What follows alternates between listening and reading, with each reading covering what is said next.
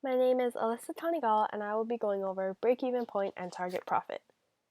The break-even point is the sales level at which the company earns neither a profit or loss but has an operating income of zero.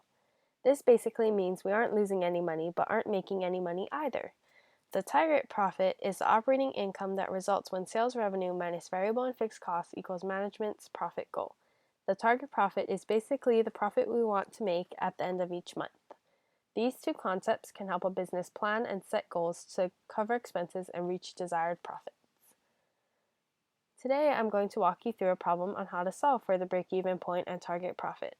Our problem is, Timmy's TVs just opened a new storefront. Fixed monthly costs are sales rent, depreciation on store fixtures, utilities, cable, and salaries. Variable costs include wages to part-time employees, advertising, and supplies. If the average sale leads to $800 in revenue, how many sales must be made to break even? How many sales must be made to make a target profit of $11,200 a month? To start, we must find the contribution margin, or CM, per sale. This can be found by taking our average revenue per sale and subtracting the variable cost per sale from it. Our variable costs are going to be our revenue times our sum of percentages. The sum of percentages are the variable costs that take a percentage of our sales revenue, and these are our wages, advertising, and supplies. We can plug in the data from our problem into this equation, and we'll get $800 minus $240, which equals $560. With this, we can now find our contribution margin ratio.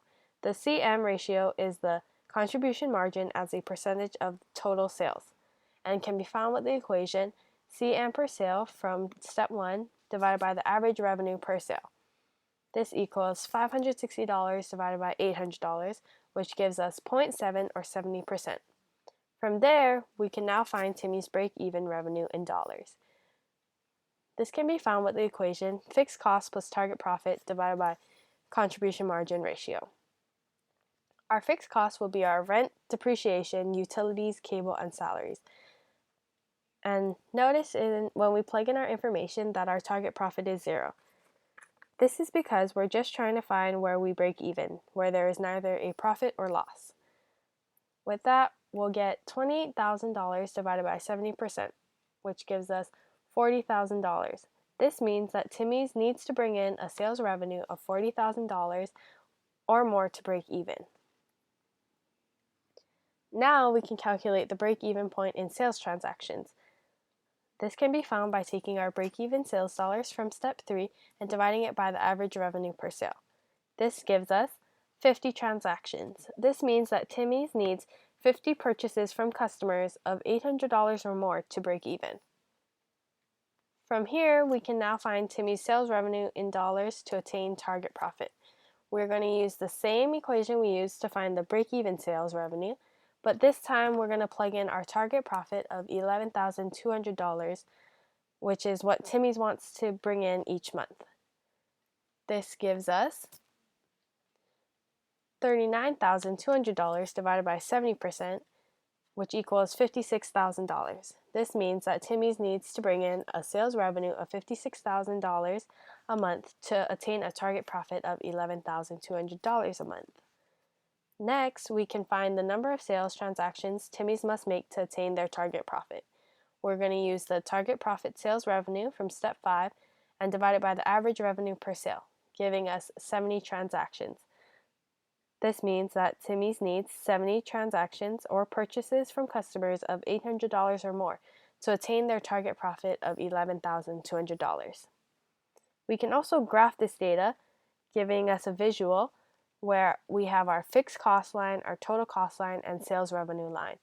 Where our total cost and sales revenue line intersect is our break-even point, and notice this point over here is our target profit point.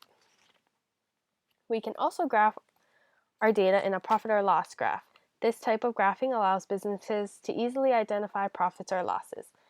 Right here we have our break-even point, and everything to the left in the green is a loss, and everything to the right in the yellow is a profit. This also allows businesses to just take a quick glance and notice that if they had 60 transactions, they would be in their profit margin, or also if they had $60,000 in sales revenue, they would also be in a profit. To wrap things up, target profit and break even go hand in hand and are useful in helping a business plan ahead and set goals to stay profitable.